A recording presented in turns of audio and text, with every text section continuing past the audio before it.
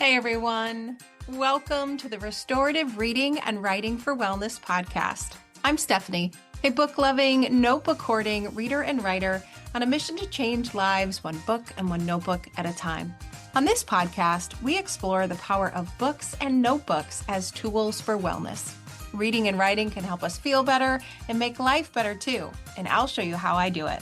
You'll find episodes exploring the research behind reading and writing for wellness, practical strategies to embrace your own restorative reading and writing, and you'll meet authors and special guests who help us take inspired actions in our own daily practices too. So grab a notebook and your TBR list and let's dive into today's episode. Hey everyone, welcome back to another episode of Restorative Reading and Writing for Wellness. I'm Stephanie, and I'm here with an update. A few episodes back, in episode 215 exactly, I talked about how to get rid of your journaling decision fatigue, how to show up to the page and know exactly what you needed next based on my restorative writing framework by following a really simple decision tree that asked you just two questions about how you felt in the present moment and what you might want to feel next. In that episode, I teased that I had added an eighth category to my restorative writing framework. This framework originally started with 4 kinds of writing a couple years ago, and since I have learned and grown and researched more and more, I have expanded it to this 8th category. That's what we're going to talk about today. What is this 8th category, and why is it different than all the others? Because it is. So the categories, just to give you a quick overview of what those original 7 were that we're adding to, depending on how you feel in the moment and how you want to feel next, you might reach for a particular kind of writing, particular kind of journaling, a particular kind of notebooking. There's productive writing that helps you get stuff done and organize all of that cognitive unrest in your head. There's reflective writing, which helps you go inward and deeper and think about who you want to be and how you want to feel and what you want to do. There's responsive writing, the kind of writing that is triggered, so to speak, by something else, something you've read, something you've watched, something you've scrolled, or an experience that you've had.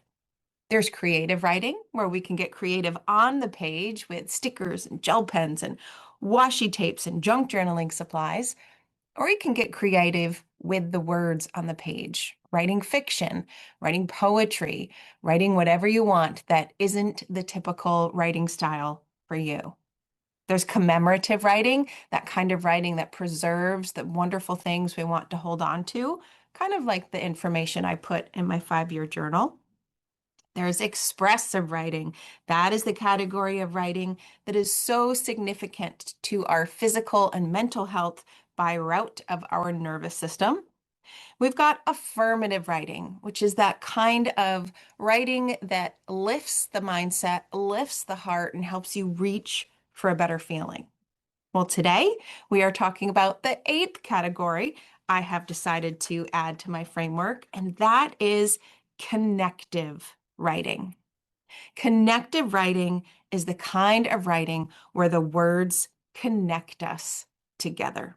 So this is really the only piece of writing in this framework, the only kind of writing in this framework that moves from the bounded pages of your closed notebook to other people, to the mailbox, to the email inbox, to the text messages, to the envelope that ends up making its way to someone.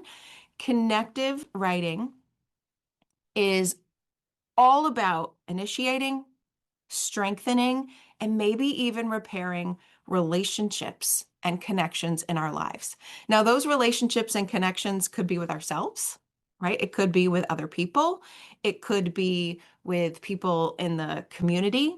It's the kind of writing that just keeps us tethered to other people, keeps us tethered to new possibilities in that relationship, just keeps us tethered to this idea of belonging. And so what starts on the page of a notebook or a note card or a postcard or a piece of stationery ends up going somewhere else to then connect us with someone else. So that's why it is a bit different than the other notebook categories that I have, but I feel like we really, really need it. And we need it now more than ever. I mean, we are living in a very digital and very fragmented age, right? Everything is this quick fix and these quick text and the social media scroll and the posting that makes everything look like it's better than it actually is.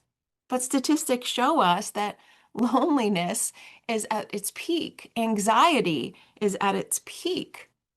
So, what we put on the outside is not always what we are feeling on the inside. And thinking about connective writing and connection with others, that's going to prioritize meaning, intention, and handwritten notes over anything else. So it helps us to slow down, to stay present, to connect with others on that deeper level and not just that digital scroll. But beyond that, I truly believe that this kind of connective writing is a wellness practice and connection is a wellness practice. Right? I just mentioned that research that says we're at an all-time high of loneliness, an all-time high of anxiety. And there's so much research that shows at the end of your life, at the end of it all, what really matters, it's the meaningfulness of the connections that we have. So writing that connects us to other people and other ideas, it reduces our loneliness. It helps us build real, true meaning in our lives. It can anchor us to others and just create better bonds that are going to create better people and better states of being. So that's why I wanted to add it. Now, if I'm being completely honest, there was a book that sparked this for me that said, wait a minute, I don't do this kind of writing enough. I feel like I need to, and so it needs a place on my framework, so I give it the attention it deserves. Do you know what book I'm going to say? It is a book that is everywhere, that everyone is reading for good reason. It's absolutely amazing, right? What is that book? That book is The Correspondent by Virginia Evans. The Correspondent is a beautiful 5-star, 5-heart book for me. It is an epistolary novel, which I love. I feel like it's some of the best kinds of novels. And through the letters that are sent, whether they are old-fashioned letters or notes or emails, we get to know Sybil. And Sybil has always used letters to make sense of her world and her place in it. And every day she writes letters to somebody, to her brother, her best friend, the president of the university that won't let her audit a course, to Joan Didion, like to everyone. And through those letters, we see how she is getting through a very painful part of her life. And we see how letter writing can shape it, honor it, and even archive it. And so The Correspondent has been such an important book in my own reading life that it sparked this additional category. It also sparked, along with a social media post, something else that I'm going to challenge you to do at the end of this episode. So let's break it down, though. Let's break it down. In my world right now, I feel like there are two forms of connective writing. There's the inward connection, where we are connecting with ourselves better. And there's the outward connection, where we are connecting with others. So this inward connection, this really could be a form of reflective writing. But when we are doing so with a connective framework where we are writing to different time zones or parts of ourselves, that's where I feel like it could be connective writing. So if you want to develop an inward connection with yourself, you might write a letter to your younger self. You might write a letter to your future self. You might write a letter to all the different parts of yourself, whether you like them or hate them or just want to have a truce with them. Inward connection feels very, very reflective, but it helps us go even deeper into the relationship that we might be trying to cultivate with ourselves, including self-love and self-acceptance and loving kindness and all of the things that we want for ourselves. The outward connection, though, is where I really see this category of restorative writing shining. This is any kind of writing that helps us make a connection outside of ourselves. This could be letters to friends. This could be texts to family members. These could be notes to colleagues. It could be little appreciation messages that you just hide for your family members in your house or put out into the broader world. It could be book recommendations, right? You know, I have my postcard project. That is a form of connective writing. I create a book recommendation based on little bits of information I'm provided, and I handwrite it onto a book postcard that looks like a library card, and I send it off into the snail mail world. Maybe you do Christmas cards, maybe you do Valentine's cards, maybe you have pen pals. All of those things that take the writing from the closed notebook to someone else, that is what I am considering connective writing. And I want to encourage you to think about where you have connective writing in your life right now and where, of course, you might start to build it. That book really lit a fire under me of the ways that I could better connect through the written word. So I want you to think about cultivating a practice of connective writing for yourself. What would that look like for you? What would that feel like for you? You know, Sybil in the correspondent, she sat down at the same desk at the same time every day and just figured out the letters she was going to write. I'm not saying all of us have that time and that desire to go that deep into a connective writing practice, although if that sounds good, I highly recommend you do. But I feel like there is some sort of ritual or routine that we could build into our lives for this. You know, maybe it starts with just saying, I'm going to send one text a day to someone I care about to check in. It's not on a notebook, it's not on a piece of paper, it still counts, it's still writing. Maybe you start by sending quick little notes to people. You leave notes for your family in the kids' lunchbox, for your colleagues, sticky notes on the bathroom mirror. Right? That's a next level of practice. Maybe you go a little bit deeper and you start sending letters and postcards to people. Pick up postcards from where you visit places and send them off. Pick up quick little stationery notes or even make them yourself with your junk journaling supplies and pop it into the snail mail mailbox. There are all sorts of possibilities for what a connective writing practice might look like for you. But if you want to cultivate a practice of it, there's really three things you have to think about: time, access, and location. Where are you going to dedicate time to this kind of writing if it feels like something you need right now? Access. I'm going to get to that one next. Let's skip to location. Where are you going to write? Where are you going to trigger yourself to do this kind of writing? Is it going to be at the kitchen table? Is it going to be at the comfy spot in the living room? Or will it be at work in your lunch break to give you something better to look forward to? Now let's go back to that middle one, access. In order to boost a connective writing practice or to even build one in the first place, you need stuff. You need the postcards. You need the note cards. You need stamps. Maybe you need stickers. You need some writing utensils. Maybe you need some glitter to pop into that envelope. Whatever it is that lights you up in connecting with others, you need to have the things you need to make the practice happen. And so I want to challenge you this week to make yourself a correspondence kit. Okay, now you would think that this was inspired by the correspondent, and it kind of was, but honestly, there is an account on Instagram called She's Scrappy.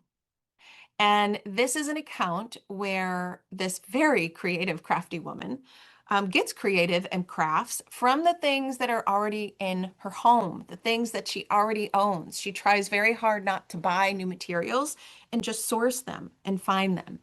And she put something on Instagram the other day that I will link to in the show notes that she called a correspondence kit.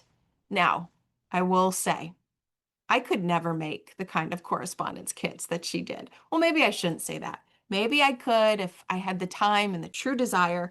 But let me tell you, listeners, these correspondence kits were beautiful. They were homemade folders made with pages of books and old magazines and little scraps of paper that she added watercolors to.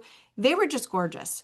One of them was a homemade watercolor postcard kit, and another one was a homemade stationery kit.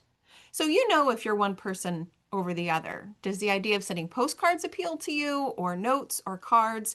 You can pick one. And she pulled together these beautiful kits wrapped in a bow that she could keep for herself and give to others so that they could have correspondence back and forth. It was so inspiring. So that's what I want to encourage us to do, meaning myself too. I want to make a correspondence kit this week to make this handwritten communication that I love receiving easier to give. So in your correspondence kit, here's what you could put into a little bin or a little container or even a big manila envelope to just hold everything in one place for you. You could gather cards, right? Maybe you have some old cards that you haven't used yet, note cards, postcards, stationery, anything that you could write on and send out into the world. You could buy them, you could make them, you could find the ones that are in your home that you just haven't made good use of. You could also add different stickers, washi tape, blingy things to make it creative and make it feel like you.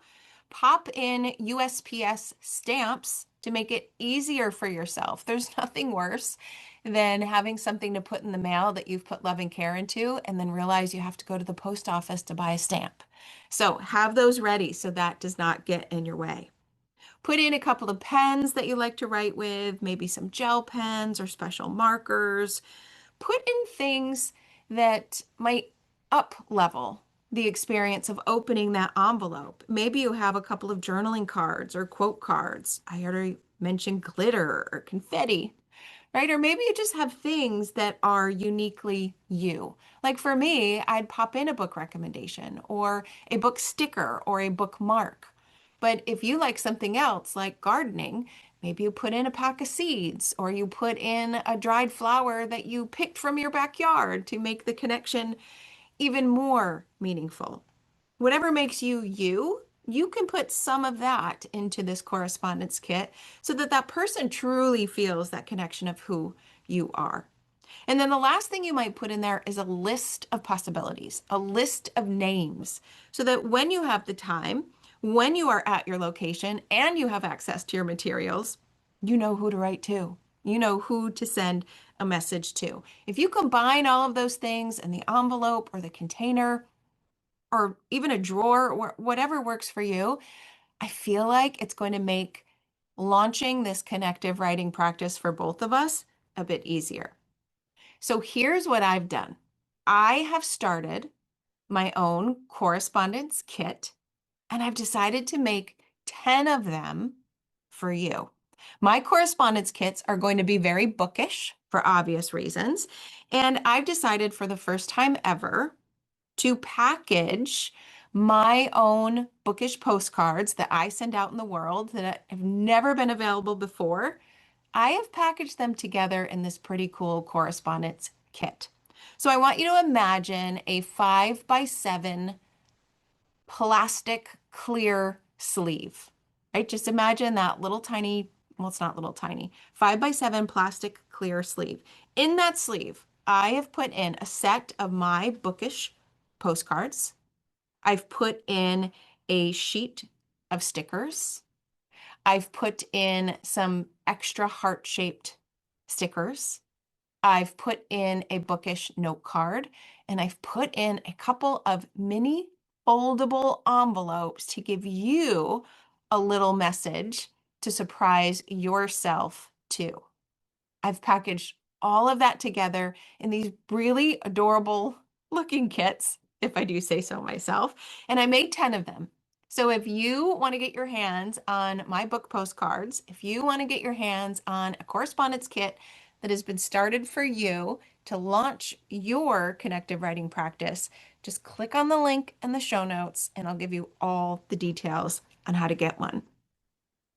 I hope that you are thinking about all of the ways that you already do and maybe do not yet connect with other people through your writing, and you're excited about creating a kit that will help you build more meaningful relationships, that will help give people some wonderful surprises on the other end, and just build your restorative writing practice to make life feel better. If you have ideas for a correspondence kit, I want to hear them. If you have additional ideas for ways that you can send your writing out into the world for connective writing, I want to hear those too. Find me at alitlife.com and leave your comments in the show notes. Head to social media at AfinitoLit and find me there. Head over to Substack. You know, I have that private Get Literate community. You can bet we're going to do some things that are going to connect us together this month as we are reading our shelves and doing some book swaps later on. There are so many places to find me. I'd love to know what you think. I'd love to know what your correspondence kits look like. And of course, I would love to send one of mine to you. Thanks for listening, everyone. I'll see you in the next episode. And in the meantime, happy writing. Thanks for listening to today's episode of the Restorative Reading and Writing for Wellness podcast. You'll find links to all of the books, resources, and ideas mentioned in the show notes and at alitlife.com. And if you want more, you might like to join my Get Literate Substack community. There, you'll find additional inspiration for your reading and writing life, like bonus podcast episodes, book calendars, monthly book clubs, notebooking inspiration, live events, giveaways, and much more. It's only $5 a month, and you get instant access to all of the previous content, too. You can learn more at getliterate.co. But there's one more thing. If you love what you listened to today, please take a moment to rate and review the podcast, or take a screenshot of the episode and text it to a friend. This helps the podcast grow and builds our bookish and no bookish community, too. Thanks for listening, everyone.